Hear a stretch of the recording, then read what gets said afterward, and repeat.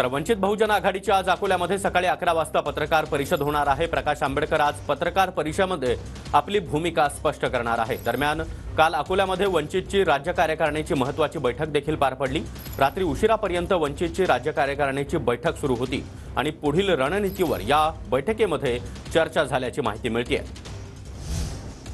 तर लोकसभेसाठी वंचितची वाटचाल स्वबळाच्या दिशेने सुरू आहे का? कारण पूर्व विदर्भातील 5 लोकसभा मतदारसंघामध्ये वंचितने एबी फॉर्म फाटवल्याची माहिती आता मिळते।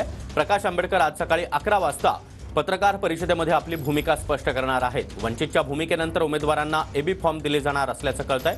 तर पहिल्या टप्प्यातील 5 मतदारसंघामध्ये अर्ज भरण्याचा आजचा शेवटचा दिवस आहे आणि पहिल्या टप्प्यातील 5ही मतदारसंघामध्ये वंचित स्वबळावर लढण्यासाठी सज्ज आहे। त्या प्रकारे उमेदवारांना एबी फॉर्म देखील वंचितकडून पाठवण्यात आले। आणि या संदर्भात अधिक माहिती देण्यासाठी आमचे प्रतिनिधी गजानन उमाटे सध्या आपल्या सोबत आहेत। गजानन, विदर्भातील 5 लोकसभा मतदारसंघासाठी उमेदवारी अर्ज आज भरण्याचा शेवटचा दिवस आणि याच पार्श्वभूमीवर वंचितची ही खेळी एबी फॉर्म त्यांनी आपल्या उमेदवारांना पाठवल्याचं कळतंय।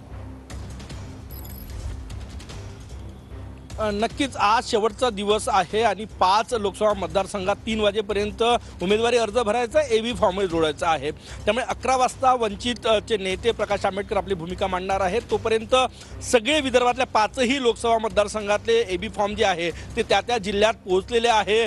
जशी प्रकाश आंबेडकर आपली भूमिका मांडणार आहे तसे ते फॉर्म त्या उमेदवाराला दिले जाणार आहे आणि निवडणूक निर्णय अधिकाऱ्याकडे दिले जाणार आहे। याचा एक आणि स्पष्ट अर्थ निघतो की वंचित बहुजन आघाडी स्वबळाच्या दिशेने वाटचाल करत आहे। कारण की वंचितच्या काही उमेदवारांनी काल उमेदवारी अर्ज भरलेले आहे आणि आज त्यांना जो आहे तो एबी फॉर्म दिला जाणार आहे। 3 वाजेपर्यंत तो एबी फॉर्म जो आहे तो निवडणूक निर्णय अधिकाऱ्याकडे द्यावा लागणार आहे की मी वंचितचा उमेदवार आहे म्हणून। आणि त्यासाठीच जे काही प्रभारी आहे प्रत्येक जिल्ह्याचे वंचितचे ते एबी फॉर्म घेऊन कालच निघालेले आहे। काही आज पोहोचत आहे नागपुरात, आज थोड्याच वेळात एबी फॉर्म जो आहे तो पोहोचणार आहे। गडचिरोलीत एबी फॉर्म पोहोचलेला आहे, भंडारा गोंदियामध्ये एबी फॉर्म पोहोचलेला आहे, चंद्रपूर लोकसभा मतदारसंघात एबी फॉर्म पोहोचलेला आहे। त्यामुळे एकूणच वंचितची भूमिका जी आहे ती